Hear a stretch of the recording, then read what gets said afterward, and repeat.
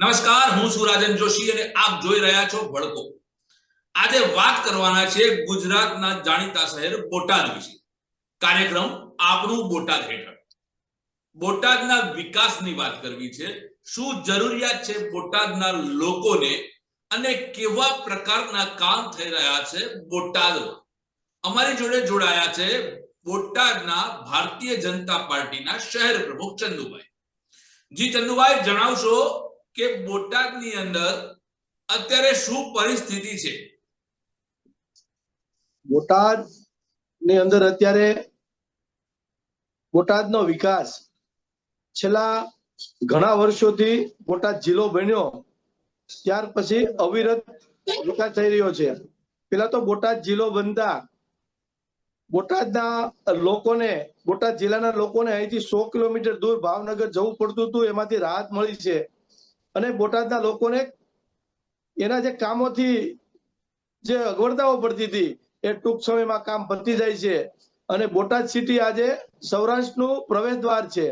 ત્યારે બોટાદ સિટીની અંદર નાના લોકો નો જે મધ્યમ લોકોનું જે રેસિડેન્ટ માટેનું જે બોટાદ શહેર પસંદ કરે છે ત્યારે બોટાદ ખૂબ વિકાસ કરી રહ્યો છે અને બોટાદ આવતા સમયમાં ખૂબ વિકાસશીલ બનશે એવા 100% અમારા પ્રયત્નો હશે.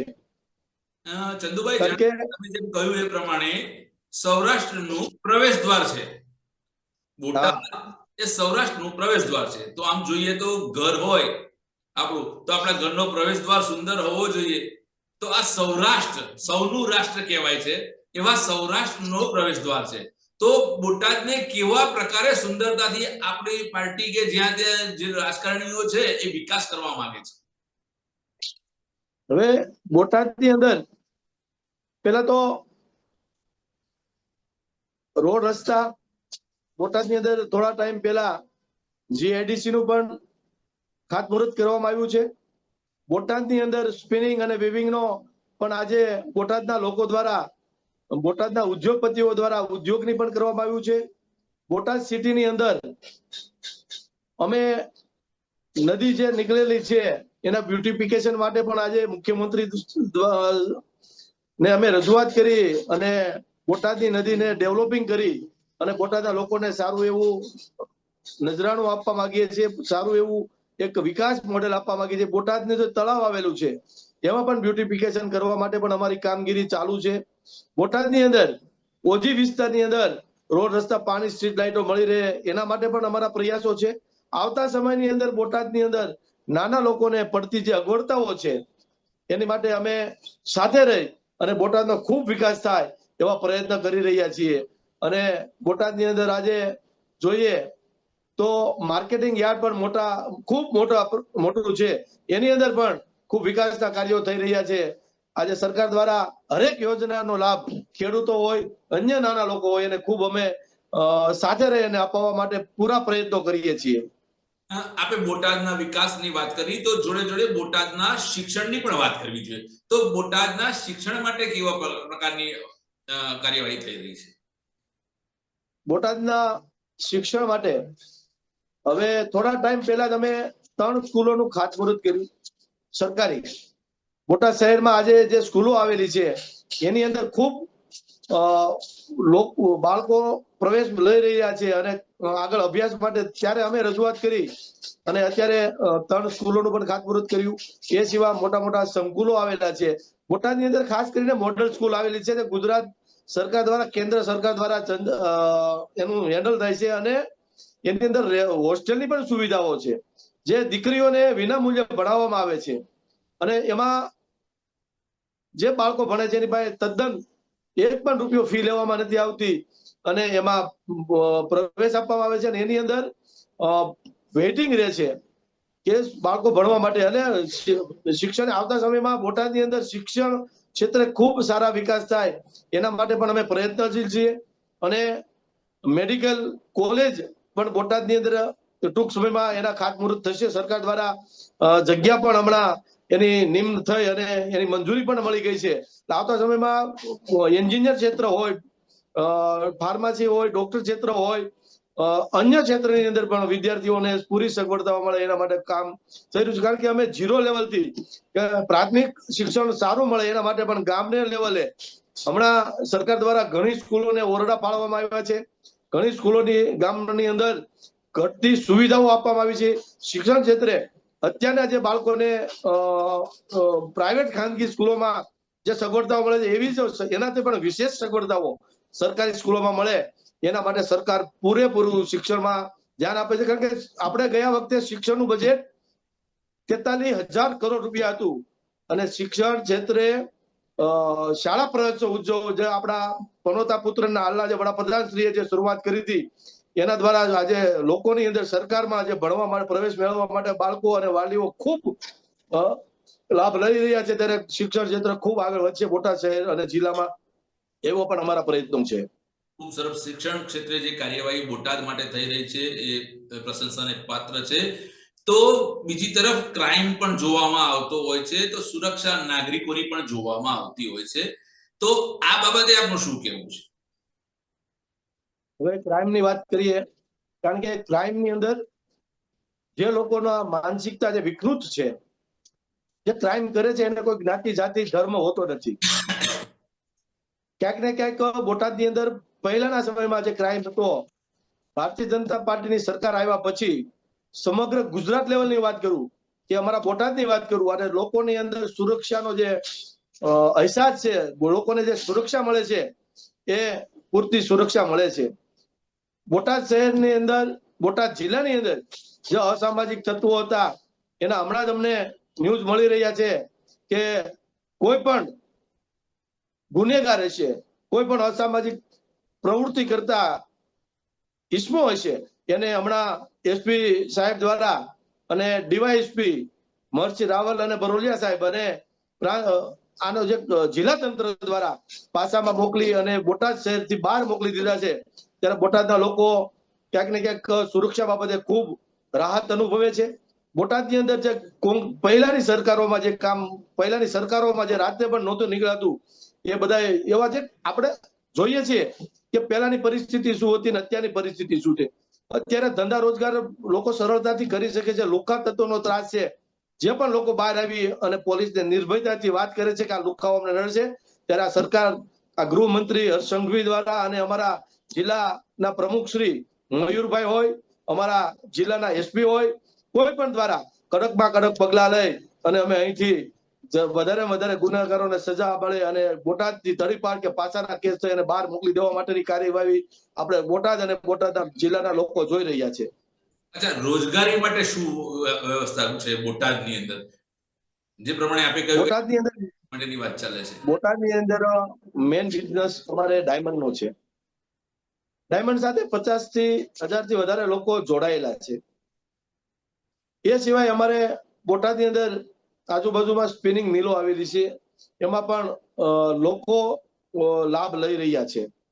અમે સરકાર દ્વારા અવારનવાર રજૂઆત પણ કરી છે, પણ ભૌગોલિક પરિસ્થિતિના હિસાબે ક્યાંક ને ક્યાંક અમારે જે ધંધા રોજગારો જે મોટા બહારથી જે આવવા પડે એમાં ક્યાંક ને ક્યાંક અમે સરકાર દ્વારા રજૂઆત કરી છે અને સરકારના જે જીઆર રહી અને બોટાદને વધારે ધંધા રોજગારમાં લાભ મળે એવી પણ અમારા પ્રયત્ન છે. અને બોટાદ સારું એવું એક હીરામાં અત્યારે મંદીનો માહોલ છે, પણ રોજગારી પૂરતા પ્રમાણમાં મળી રહે છે. માર્કેટિંગ યાર્ડ મોટું આવેલું છે. એ સિવાય અહીં અમારે અન્ય નાના મોટા ઉદ્યોગો પણ છે, લોકોને રોજગારી મળી રહે છે. અને આપ જોઈ રહ્યા છો બોટાદની વસ્તી અત્યારે 3 લાખથી વધારે થવા પામી છે. કારણ કે નાના લોકોને રહેવા માટે, નાના લોકોને રોજગારી મેળવવા માટે આ શહેર ખૂબ સારું છે. કારણ કે બોટાદ માર્કેટની અંદર આપણે જઈએ તો નાના લોકો ત્યાં નાના ધંધા રોજગારો કરી અને કામ સરળતાથી મેળવી રહે છે. અમારે મોટા ઉદ્યોગો નથી, પણ અમારું સિટી કૂદકે ને ભૂચકે દર વર્ષે અમે આયોજન કરીએ, એનાથી 1 કિલોમીટર 1.5 કિલોમીટર સિટીની અંદર ડેવલપિંગ થાય અને નવા મકાનો થાય, નવા રહેણાંકો થાય. કારણ કે પીએમ આવાસ યોજના જે સરકારની હાલી રહી છે એના લોકો ખૂબ લાભ લઈ અને નાનું સિટી સુરક્ષિત સિટી, નાનું સિટી રોજગારી મેળવવા માટે ખૂબ સારું સિટી છે. કારણ કે મોટા સિટીમાં રહેવા માટેની તકલીફો પડતી હોય છે. મોટા સિટીમાં આજે આવકોનો પ્રમાણ સ્ત્રોત વધારે પણ એના અમે ખર્ચાઓ વધારે છે. અમારું સિટી ખૂબ સારું છે, ધંધા રોજગાર મેળવવા માટે પણ ખૂબ સારું છે. આવતા સમયમાં અમે સરકારને રજૂઆત કરીશું કે અમને ક્યાંક ને ક્યાંક મોટા ઉદ્યોગો આપે અને અમારો જિલ્લો અહીંથી ધોલેરાને સર જે જાહેર થયું છે એને પણ નજીકથી આવેલો છે. તો આવતા સમયમાં અમારા બોટાદ જિલ્લાને 100% લાભ મળે એના માટે અમે ખૂબ પ્રયત્ન કરીશું અને ખરેખર બોટાદને લાભ મળવો જોઈએ એવા અમારે સરકારમાં રજૂઆત અવારનવાર અમે કરતા રહીશું. અને જ્યાં લગી અમારા બોટાદના લોકો સુરક્ષિત અને ધંધા રોજગારે ખૂબ સારી રીતે કામ કરી રહ્યા છે એનો અમને ખૂબ આનંદ છે અને ખૂબ સારો એવો અનુભવ કરીએ છીએ. બીજી તરફ બોટાદ જે સૌરાષ્ટ્રનું પ્રવેશ દ્વાર પણ છે અને ત્યાં ટુરિઝમ પર્યટન ક્ષેત્રો પણ છે અને ધાર્મિક સંસ્થાઓ પણ છે. તો એ જે કનેક્ટિવિટી છે એ સૌથી વધારે બને એ માટે આપના દ્વારા અથવા તો આપણી પાર્ટી દ્વારા કોઈ કાર્યક્રમોનું આયોજન થયું? અમે લગભગ 15 દિવસ પહેલા હું અને મારી રેલવે સલાહકાર સમિતિ બોટાદ રેલવેમાં અમે અહીં ત્યાં રેલવે સ્ટેશને રજૂઆત કરી કે અમારો આ જિલ્લો છે ધાર્મિક જિલ્લો છે, તો અહીં લોકોને આવવામાં અમદાવાદ, વડોદરા, અન્ય કનેક્ટિવિટી રેલવેની અમને મળવી જોઈએ. એને રેલવે માંગવા માટે અમે નીમુબેન બાંભણિયા પણ અમારા સાંસદ અને કેન્દ્રીય મંત્રી પણ હાલમાં એ પ્રયત્નશીલ છે. બોટાદમાં વધારેમાં વધારે ટ્રેનો મળે, કારણ કે બોટાદ જિલ્લાની અંદર પ્રવેશતા જ ભીમનાથ મંદિર આવેલું છે, ત્યાંથી આગળ આવેલું કુંડળ મંદિર આવેલું છે, ત્યાંથી આગળ આવેલું વિશ્વનું સુપ્રસિદ્ધ મંદિર જે અબજો લોકોની, કરોડો લોકોની આસ્થાનું એવા અમારા કષ્ટભંજન દેવનું મંદિર આવેલું છે. એનાથી આગળ જઈએ તો ગઢડા ગોપીનાથ દેવ અને સ્વામિનારાયણ ભગવાને જેનું મારું ગઢડું, હું ગઢપુર મારું, એવું એને ગઢપુર પણ સ્વામિનારાયણ ધર્મનું મોટું એક યાત્રાધામ છે. વિહળાનાથની જગ્યા, પાળિયાદની જગ્યા, એ પણ આજે મોટું એક વિશ્વ લેવલે એ પણ મંદિર આજે એમાં ખૂબ યાત્રાળુઓ આવી રહી છે. બોટાદ એ આમ અમારે રોહિશાળા માં ખોડિયારનું પણ ધર્મસ્થળ છે. એવા અનેક અમારે સ્થળો આવેલા છે. ત્યારે એનું ક્યાંક ને ક્યાંક સરકાર અમને પ્રવાસનની અંદર બોટાદ જિલ્લાને જો અમને ક્યાંક ને ક્યાંક લાભ આપે અને કોઈક યોજનાઓ અમને આપે તો કરોડો લોકો અમારા યાત્રાધામોમાં શ્રદ્ધાળુઓ દર્શનાર્થે આવે છે. ત્યારે ચોક્કસથી અમે ભારતીય જનતા પાર્ટી, અમારા જિલ્લાનું સંગઠન અને અમારી આગેવાનોની ટીમ ક્યાંક ને ક્યાંક રેલવેની સુવિધા હોય, એસટીની સુવિધાઓ માટે પણ અમે અહીંથી લાંબા અંતરની સાળંગપુરને જોડતી બસો પણ અમે માંગણી કરેલી છે કે લોકોને બોટાદ જિલ્લામાં આવવા માટે. અને સરકાર દ્વારા પણ અમારા આ યાત્રાધામોને પ્રવાસન સાથે જોડી અને મોટી કનેક્ટિવિટી મળે એટલા માટે એની આરવાર અમારા બોટાદ જિલ્લાનો પણ વિકાસ થાય. કારણ જેટલા પણ શ્રદ્ધાળુઓ આવશે એ મારા બોટાદ જિલ્લાના નાનામાં નાના લોકોને આની અંદર લાભ લઈ રહ્યા છે. રેસ્ટોરન્ટો હોય, હોટલ માલિકો હોય, રિક્ષાના જે વેપાર કરતા હોય, નાના મોટા રમકડાનો ધંધો કરતા હોય, નાની મોટી પ્રસાદીનો ધંધો કરતા હોય, કોઈ પણ ક્ષેત્રની અંદર આજે 25-50 હજાર લોકો બોટાદ જિલ્લામાં આવે છે. તો ચોક્કસથી અમારા જિલ્લાના લોકોને, મારા જિલ્લાના લોકોને, મારા ગામના લોકોને આનો લાભ મળશે અને ખૂબ પ્રવાસન ક્ષેત્રે આગળ વધે એના માટે પણ અમે કટિબદ્ધ છીએ. અને આવતા સમયમાં બોટાદ જિલ્લાના લોકોને અને બોટાદથી ગુજરાત બહારથી જે આવતા, ગુજરાતમાંથી આવતા, વિદેશથી આવતા વધારે વધારે યાત્રાળુઓ આવે અને અમારા જિલ્લાને વધુ વધુ લાભ મળે અને સરકાર આમાં ક્યાંક ને ક્યાંક અમને સહભાગી થઈને આગામી સમયમાં પ્રવાસન ઉદ્યોગ સાથે જોડી દે અને કનેક્ટિવિટી આપે એના માટે અમે સરકારને પણ રજૂઆત કરી છે. ચંદુભાઈ, છેલ્લી વાત એ કરવી છે કે હવે બોટાદ માટે શું પ્લાન હોઈ શકે? બોટાદ માટે અત્યારે અમે કામ કરી રહ્યા છીએ. બોટાદમાં સ્પોર્ટ્સ સંકુલનું કામ ચાલી રહ્યું છે.